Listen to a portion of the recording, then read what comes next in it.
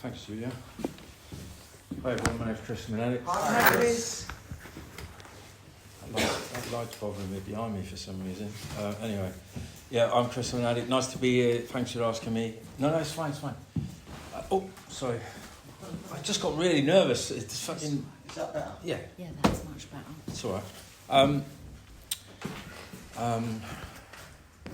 Oh, yeah.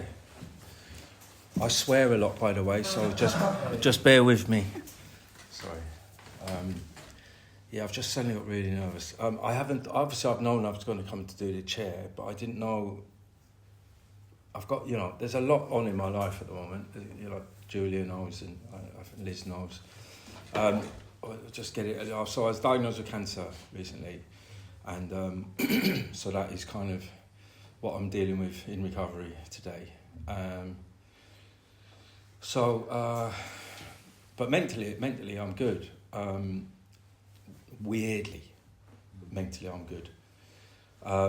Because my whole recovery up to that point, up until 6 weeks ago with the diagnosis, my recovery had literally been almost one health issue after another throughout my recovery. I'm 17 and a half years clean. And and obviously, and then I've started working with a new therapist. I stopped all that up in 2022 because I just needed to stop pulling myself apart. I got really unwell in COVID. I don't know how this chair's going to go. It might go all over the place, so I'm just whatever comes out of my mouth. But so I'd done a lot of trauma work in 2020. COVID, I locked up for 12 weeks. At the end of it, I'd ended up having a breakdown, and what I'd learned was I'd lived with all this trauma trapped in my body for years, not just the anxiety coming from some of the places we come from back in our using, and and then I just couldn't contain it, and I ended up so I did loads of work out of that. But then once I did that work, and after about 2 years, I just stopped pulling myself. I just went, look, I need to do some healing, because what I've really learned is I can keep pulling myself apart, talking to a sponsor, talking to a therapist, but where does the healing start if I'm fucking just pulling myself apart all the time? So now I stopped all that, but I realised that once I got the diagnosis, and I got the diagnosis, so I had surgery in my hand in July, and then out of that, because I'm not the best. I'm not the best at looking after myself sometimes and doing what I'm supposed to do. So they said to me, right, no work for 6 weeks, no driving for 6 weeks. I was driving after a week, and and then with 2 weeks I went and did a job for a mate of mine, and it wasn't anything, it was just some alarm work. And anyway, when I got there, I got into the back of the van, pulled myself in, but I fell on the hand that I'd had the surgery on 2 weeks before, and I was straight down on it, of course. So I spent a few days then just absolutely destroying myself. Like, you can't, where was your self-care, And what happened was it got infected, and then I had some treatment for the infection, antibiotics, but then my GP noticed that my markers, my blood, were still elevated in some ways, so she sent me to hospital. And then they did some more tests, and then within a week, 2 weeks, I got the results that I've got this form of leukemia called CML, which is very treatable, and they caught it really early, so that's great. So I did start treatment. So out of me going to work when I shouldn't have, they, what I mean? It was higher power, universe, coincidence, whatever. It doesn't matter. But the fact, So, but it was my reaction to that. I don't even know how much of this is going to relate to. I'll tell you how it relates to recovery and staying clean. So I haven't used. I haven't thought of. Actually, that's a lie. I did think about using once last week, and I got that usual thought when and I've heard it around. That it was like, I could really go and use on this. Like, everyone would understand. Like, how insane is just that thought? Like, as if. Like, what's it got to do with other people? If I was, do you know what I mean? Like, so I'm still that concerned. But anyway, I haven't, and I'm not going to today nor tomorrow. But what happened in the first week, 10 days, I told a couple of very close friends, because I remember I was in shock outside.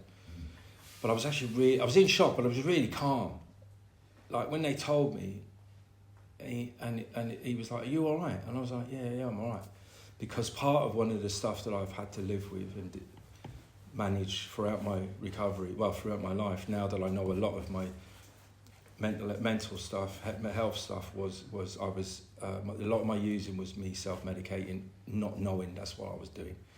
And for what I had, like depression, the PTSD stuff, the drugs I used were not the type of drugs for, stimulants, crack, so that I would use, and it would just instantly send me into a trauma response, and I didn't know what it was. All that, waiting at the door, looking, hiding, carrying, like, yeah.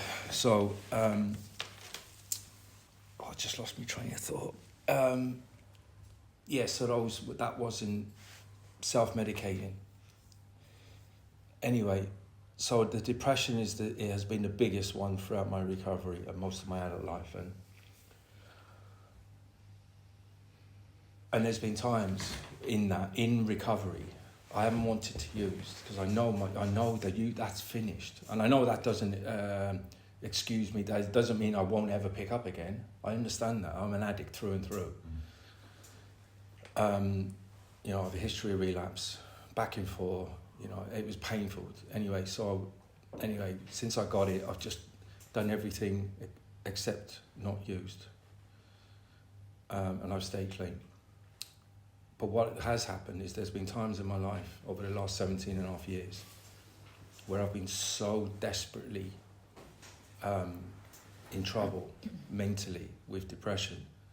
My phone is off for days. Like my friends now, they know me, so they know I'm not good, but they know that I'm not gonna, it's taken a few years to kind of get to that place that, I just need to ride it out. And anyway, but there's been times where I've just thought, I'm fucking done, God, higher power, whatever. If this is my recovery, if this is how it is, because there's been lots of things in my recovery. I've had many, many gifts, but a lot of the gifts that other people I see, it's not, well, there is some comparing, but it's not been my experience. Like my children aren't in my life. My oldest son is my biggest consequence. I've seen him once since he was 3, and he's now 34. I found him, wrote a letter with a sponsor, and he took a while to get back, and it was lovely what he wrote back, but he was like, look, I'm not interested. So I have to accept that. But that's a wound I have to live with every day, because it wasn't that I was an absent father because I just had got this woman pregnant and fucked off. It wasn't like that. I brought this boy up until he was 3, and then stuff happened in my life, and a lot of fucking violence, and I had to leave that place, one for my safety, but it was about them. But so I came to London, but not knowing I had all these other fucking mental health stuff, because I was always treating it with drugs. That's what I was. That's what I did. I was just, but a lot of my using was just self-harm on that stuff, that I'd left that boy behind. That I was this kind of person. It was horrible. And then as I was staying clean, I just started getting iller and iller with the depressions, and that's what I mean. So I've had some of these episodes where they've been so bad. I know this isn't nice to hear, but this is just my truth. There's been nights over the last 17.5 years, not many, but there's been a couple, or maybe a few. I've got into bed and I've gone, do you know what, I just don't want to wake up. If this is living, I don't fucking want it, because I'm just existing here. Because I had this dream of, like, when I could eventually get clean and stay clean, all the pieces were going to fall into place.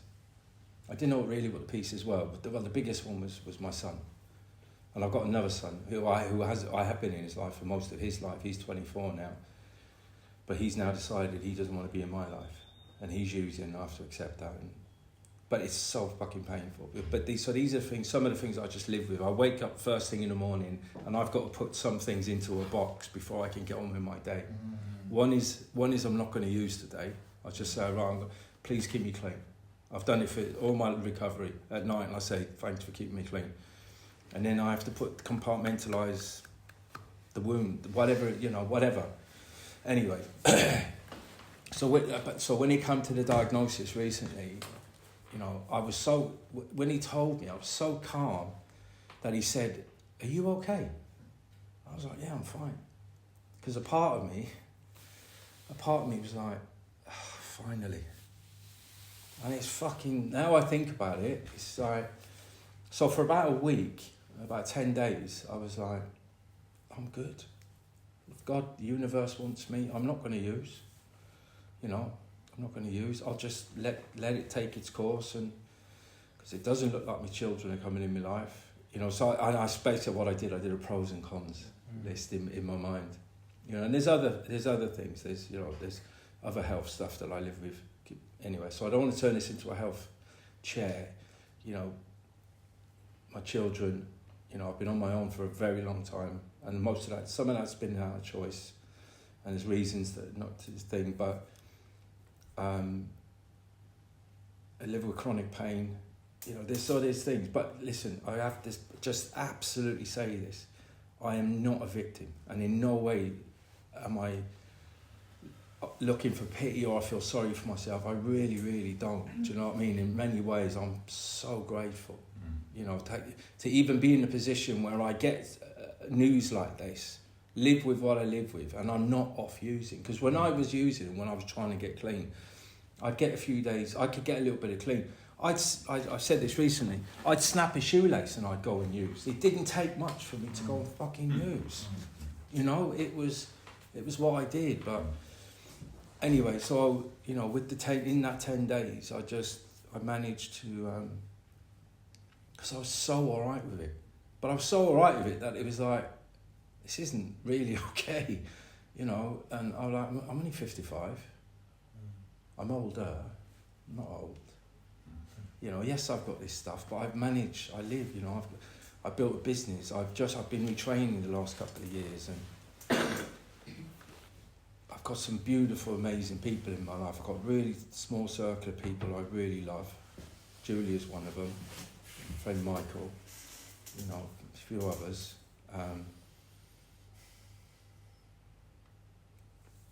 I don't know what the future holds and everything like that. But what I did do was I started going to more meetings. That's what I've learned. Shit hits the fan. Just go to some meetings, even if I don't share. Just go to some meetings, and that's what I did. And then after about a week, I heard myself. It just came out of my mouth, and I shared it in a meeting where I have a lot of peers, a lot of clean time, a lot of men there that I respect and who helped me a lot in the early days and along the way. And I just heard myself say what I've just said to you. Like, I'm thinking of not having this treatment. And as I said it, I heard it, and it was like, what? What do you mean you're not going to have the treatment? It's like, and then the fucking it shifted. It started to slowly over this period of a few days. And I went and picked up the treatment thankfully it's a treatment that I take myself at home. I don't have to go to hospital every week or a couple of times a week for chemo. It's anyway, but so I got the treatment on the Wednesday, and it wasn't until the Friday I was on the sofa. I love my sofa. It's like a magnet to me sometimes. I get fucking lost in a sofa. But it was a Friday night, and I just went, come on, Chris. I just had a little chat with myself and just said, it is what it is. You've got this far with all of this stuff, and we don't know what's around the corner, good, bad, indifferent. Just because Christopher's not in my life, it's my oldest son. Louis doing what he's doing doesn't mean. If I was to use or to not be here, then there'll never be a chance. I may never, I'm not. When I say I've been on my own a long time, it's not that I've closed myself off to that, but I just don't search for it. There's reasons. But so if she was here tonight, if the one was here, I'm just saying. But if I didn't do the treatment, me and Julia were joking about this before the meeting. But if so what I'm saying is I'm choosing to fucking live, stay clean, keep coming to NA, because if I don't, then it's done, isn't it? Do you know what I mean? It's done, and you know, and I've had to do a lot of work around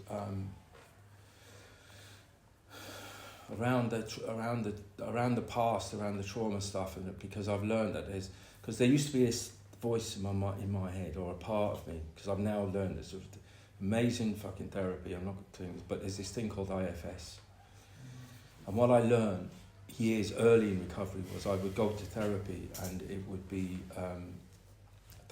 it would be a lot of, and it's great. I'm not dismissing it. Fucking helped me loads having to have talking therapies.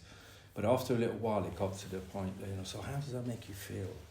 You know, tell me about your mother, and you know, and I'd done all that stuff and everything like that, and I just knew there was more there.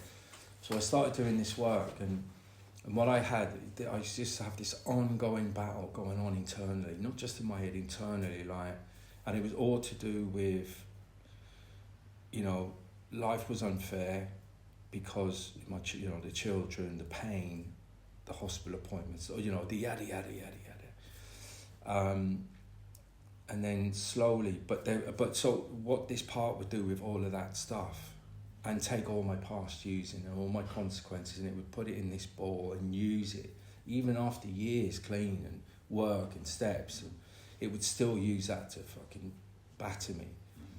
And then I learned that basically, and what it used to do was just, you know, when my depression would be bad, I'd get really bad suicidal ideation, but I'd learned to live with it. But it was like attacking, and then I learned to, it wasn't attacking me. All it was trying to do was stop the pain. The same way as when I used. I was so fucking wounded as a kid. Right? I know, and all my using really was just to fucking medicate, mask how I felt. I fucking felt so much in most of my using. I really did, you know, and especially after leaving Christopher and coming to London, my using went to such a different level, and it was self-harm, because I just had this fucking hatred of myself. And anyway, so this part that would want me to do that, and occasionally say, do you know what, just use, it's fucking, what are you doing? But it just wanted the pain to stop. And now what I've learned to do over the years with that part, I learned it's not, that's what my therapist used to say, it's not a bad part. And I'd be like, what are you talking about? He's trying to kill me. He wants me to smoke crack and whatever. And he'd say, look, he just wants the pain to stop. And then slowly what I've managed to do is to soften with that part and hear it and just say, do you know what, we're not going to do that today. We're all right. It's okay. And the volume has just gone down so much.